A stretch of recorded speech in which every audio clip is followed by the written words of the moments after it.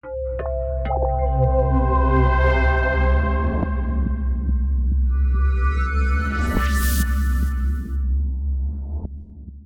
everybody, thanks for watching. Don't forget to click the subscribe button and the bell icon so you get notified of each new video as they come out. Hey everybody, I'm JJ Johnson. You're watching Reality Survival. And today I wanted to talk with you about sleep. We've had several other videos along the lines of physiological issues like starvation and dehydration and those kinds of things. And so this one isn't directly physiological. Well, it sort of is, but it's also primarily psychological. And what you don't know about sleep could definitely get you killed in SHTF. Or after SHTF, or during SHTF, or whatever the case may be. In any kind of a serious collapse situation where you have to change your thinking from a person, a normal guy with a job who goes to work and all that kind of stuff, to more of like a soldier-ish, where you're having to protect your family and your home and those kinds of things. So what I started to do, or the reason I thought about doing the video on this is, one, because most people don't talk about it a lot, and two, I was rereading On Combat by Lieutenant Colonel Grossman.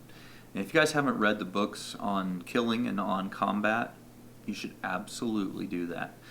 Both of them are very good books, and I'll link to them down in the description below. Audio book or physical book, whatever you decide to do, they're very good books to read. And one of the things that he talked about in that book is that when a person is without sleep for 24 hours, they are the equivalent to a drunk person, to a person who's drunk behind the wheel, in their reaction times and their situational awareness and all that kind of stuff. And I started to think, I was like, man, is that true? And so I pulled up some different studies that have been done on this, and I want to read you a little bit from this one in particular. This study was done by Colonel Gregory Belinke, who is the director of the Division of Neuropsychiatry at Walter Reed Army Institute of Research. And the study was, I'll talk a little bit about what it was done here. There was probably like four paragraphs that are mostly related, and I'll try to just read the related points to talk to us, but I thought that it was pretty interesting. I'll also include the links to these down in the description below. And then I've got a few other points after that one that I thought were interesting too. So the value of sleep really shouldn't be underrated. It really, for whatever reason, we don't fully understand, nobody really does, fully understands why we need to sleep. But what we do know is that if we go for very long without sleep, we start to become ineffective. Especially in a combat or a highly intense situation where you have to be aware of your situational awareness, who's around you, what they're doing, and all that kind of stuff. So I see that there's a lot of bleed over between the combat and the prepping side of it. Just thinking about maybe a grid down situation or a situation where there's no rule of law or something along those lines. So that's why I'm kind of talking to you about this, and I think you'll understand once we get through some of this stuff why it's so related. Okay, so I'm going to just start off here with this a little bit of information from this study. The combat operational environment is demanding both physically and mentally. Soldiers, to be effective, must grasp complex, rapidly evolving, and often ambiguous situations. Individual failure translates into unit failure, wounded, and dead, and for the survivors, the possibility of long-term physical and mental disability. Self-care, ranging from changing one's socks through ensuring that one gets adequate amounts of sleep, to participating in after-action reconstructive debriefings after a difficult operation, helps sustain the individual and hence the unit and unit effectiveness in operational settings. It also reduces casualties and increases the likelihood of a good long-term outcome for unit personnel. In the area of self-care, best viewed as a subset of operational planning, commanders are responsible for their own care, for setting a good example for others, and enforcing good self-care with their subordinates when necessary. So a lot of people, like to think that the military is all just about combat and shooting and that kind of thing, and nothing could be further from the truth. It's not just about security and those aspects. There is a lot that goes into military planning and stuff, and I think I mentioned the importance of debriefing situations in a recent video that we've been doing on the Prepper Trifecta series. So with that, let me just go ahead and move on to the next part here, and this will start to become a little bit more clear as it all starts to gel together. Many factors affect individual and unit effectiveness in combat and other operational settings. These factors include battle intensity and type, morale, leadership, and horizontal and vertical cohesion, training and fitness, combat experience, and some of the physiological factors are the load, the hydration, the sleep, and the nutrition, as well as personal and family matters and the unit ethical climate. So all these things come into play when dealing with the overall health and performance of a unit. And it doesn't just have to be military. And that's what I'm trying to say here is you can view a military unit as your group, your prepping group, because again, it's not just all about security. There's way more involved here. Okay, so sleep deprivation, and combat operational performance. That's the title of this paragraph. Effective cognitive performance is central to successful combat operations. Command, control, communication, and intelligence, C3I, are essential for successful operations at all levels, from crew, squad, and platoon through division and corps. Battles can be won or lost at any level, including a small unit level, company, platoon, squad, and crew. A single small group delivering modest amounts of fire at the right place can determine the outcome of a major engagement. Laboratory studies show that mental work declines by 25% during each successive 24 hours of continuous wakefulness. Let me read that again. I want you to get this. This is important. Laboratory studies show that mental work declines by 25% during each successive 24 hours of continuous wakefulness. Sleep-deprived individuals are able to maintain accuracy on cognitive tasks, but sleep declines as wakefulness is extended. Speed declines when wakefulness is extended. When sleep-deprived, a soldier's thinking can slow to the point that he cannot reach a correct decision within the available time.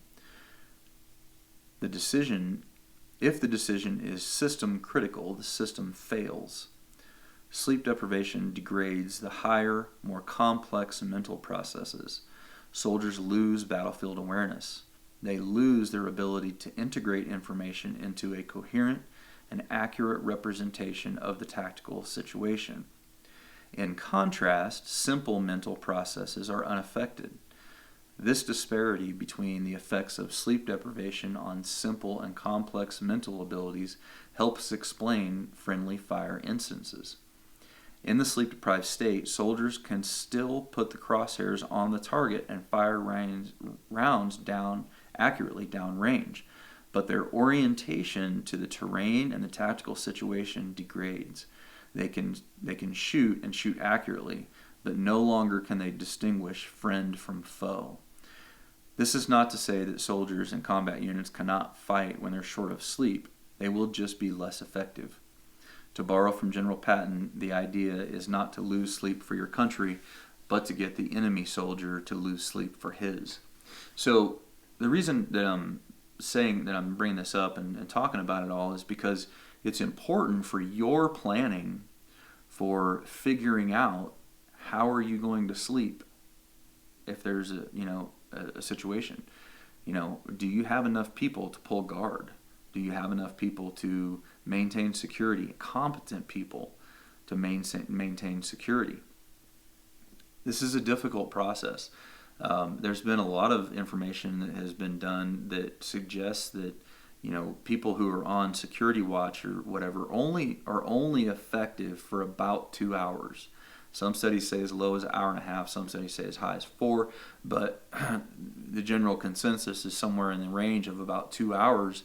And after that, you start to lose your edge. You don't remain attentive. So when you start to put together your security plan for your place, assuming that you're going to bug in, or even if you're going to bug out, it doesn't really make a difference. You have to have people on guard. So you're going to have a lot of people. You're going to have people scheduled in rotating shifts. And when those people are off, they're going to need to get good sleep. And it talks a little bit more about how much here. But the recommendation is that it needs to be at least 7 hours. And if you get less than that on a regular basis, it accumulates. It accumulates and it degrades your ability over time.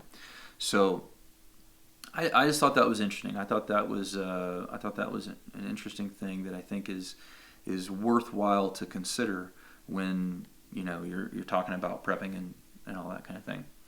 Okay, because I guess the underwriting point in that conversation is that if you only have 4 people or 2 people, you're setting yourself up for failure. You really are. You're setting yourself up for failure. You need to have a group of friends that you can trust, people that you can invite over to your home. Maybe it's not a formal prepping group like I talked about in that other video, but having good people that you can trust around you so to keep watch while you're sleeping is going to be important. Okay, so the next thing here is the recuperative value of sleep. The recuperative value of sleep depends upon its duration and continuity. Brief, fragmented sleep has little or no recuperative value and is similar to total deprivation in its effects on performance. Fragmented sleep of normal volunteers by presenting every 2 to 3 minutes a tone that continued to increase in loudness until the subjects met arousal criterion. For one group of subjects, the arousal criterion was full awakening as indicated by movement or verbal response. For a second group, they did a similar thing where there was some posturing changes and no verbal response required. For the third group, it was just simply a change in the EEG, but with no movement responses.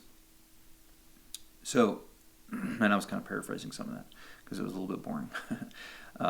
All 3 of the criteria degraded the recuperative value of sleep as measured by next day's alertness and performance.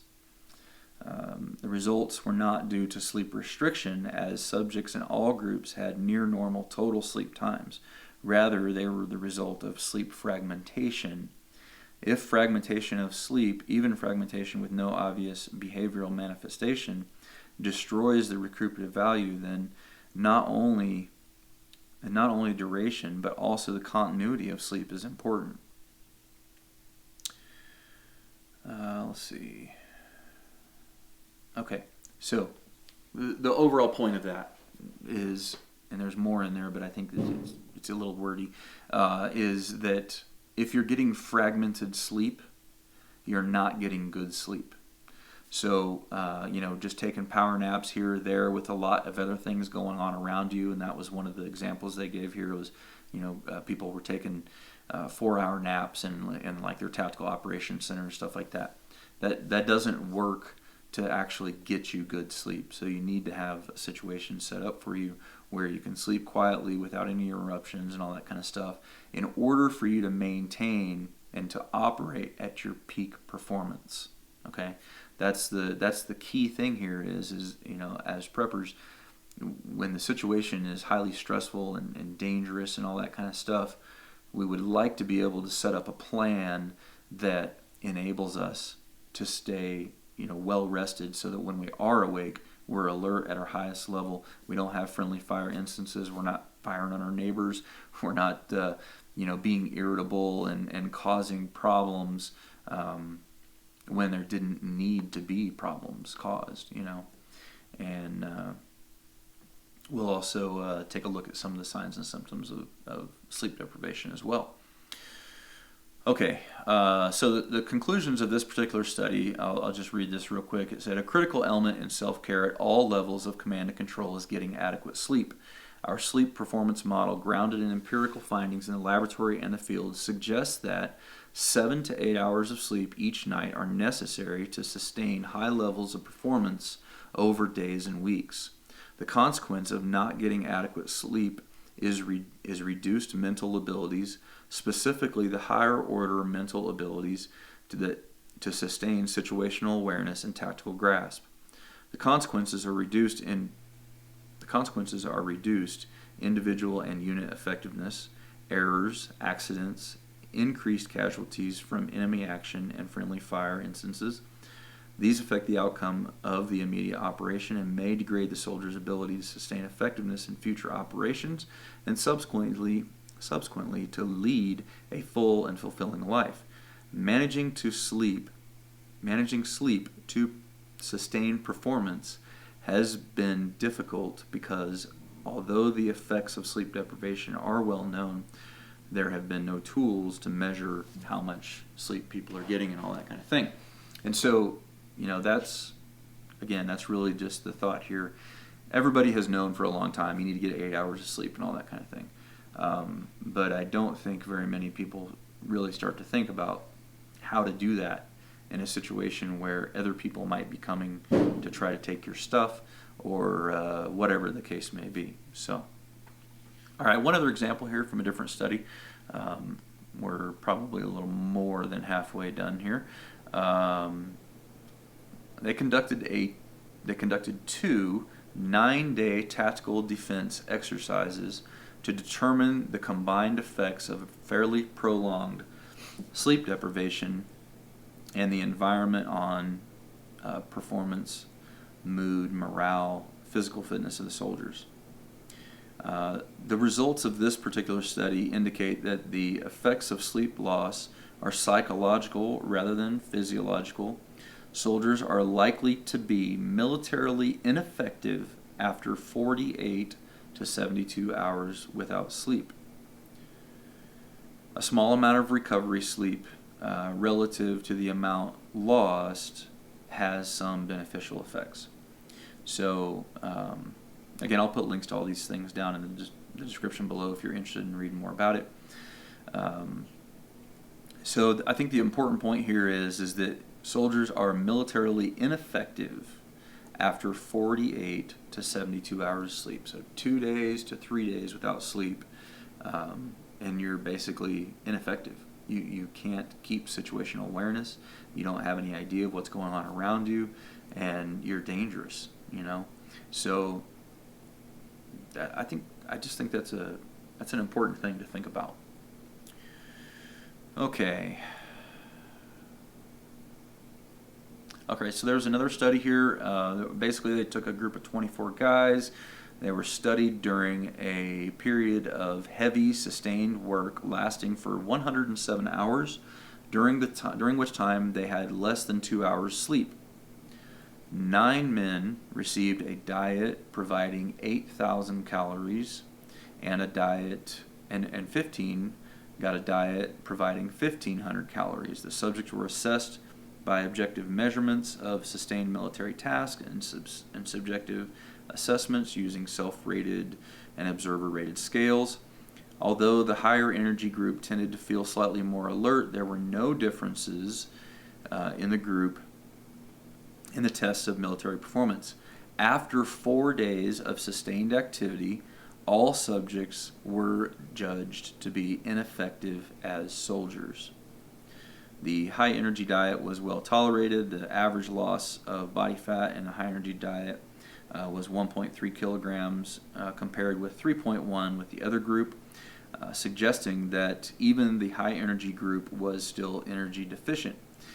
These results suggest that the major factor influencing performance in these experiments were sleep deprivation, and the decline in performance as assessed by observers could not be prevented by giving them high energy diets.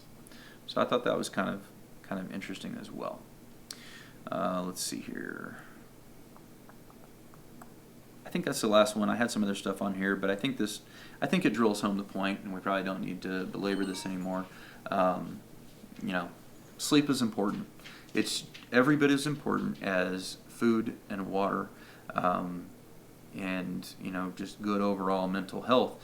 The thing is that if you could literally die, or at least cause yourself to create situations to where you could die in as soon as 3 days, 4 days, with only even partial sleep. And you get to that point and you're so dangerous that you're going to be creating situations that either you or somebody else could die because of your lack of awareness and mental alertness and tactical grasp on the situation and all those kinds of things. So sleep is not something that we talk about often, but it is something that needs to be planned for. You also need to have, like I said, a situation where as much as possible sleep schedules are uninterrupted so that people get longer hours of sleep.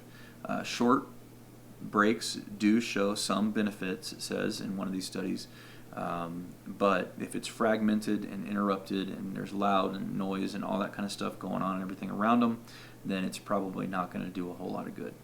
So anyway, guys, I hope this has been interesting for you and just something to get you thinking about your sleep arrangements, how you're going to do sleep, how you're going to do schedules so people could take watch or whatever the case may be, because the bottom line is that sleep is important, and without it, you are ineffective. So, as always, guys, I definitely appreciate it when you click the thumbs up button, when you share it with your friends on Facebook, Twitter, and Google. Nope, not Google+. I'm going to have to change that little ending there. Facebook, Twitter, Mix, Reddit, Tumblr, whatever. I appreciate it all. And don't forget to practice. You got me all messed up now. Proper prior preparation prevents poor performance. All right, guys. Stay safe. We'll see you soon.